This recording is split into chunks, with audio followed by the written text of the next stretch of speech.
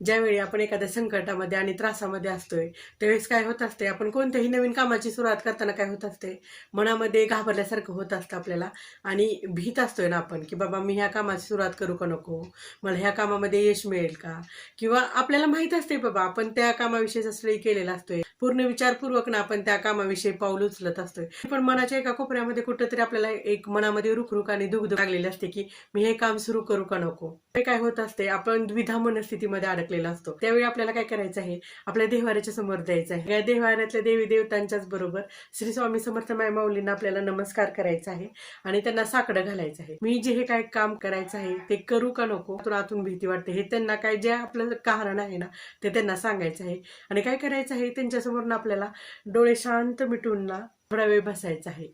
एवढा वेळ आपल्याला डोळे शांत मिटून बसायचं आहे की जोपर्यंत आपल्याला वाटत नाही ना की बाबा आता आपल्याला डोळे उघडावेसे वाटतात, तोपर्यंत आपल्याला त्या देवाऱ्याच्या समोर समर्थांच्या जवळ आपल्याला काय करायचं आहे, डोळे शांत मिटून बसायचं आहे.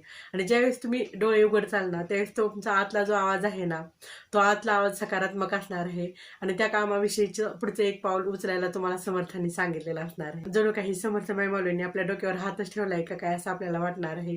आणि जी सकारात्मकता आहे ना ती सकारात्मकता तुमची खूप वाढीस लागणार आहे. नक्की तुम्ही हा उपाय करा आणि तुमच्या आयुष्यात होणार सकारात्मक बदल बघा.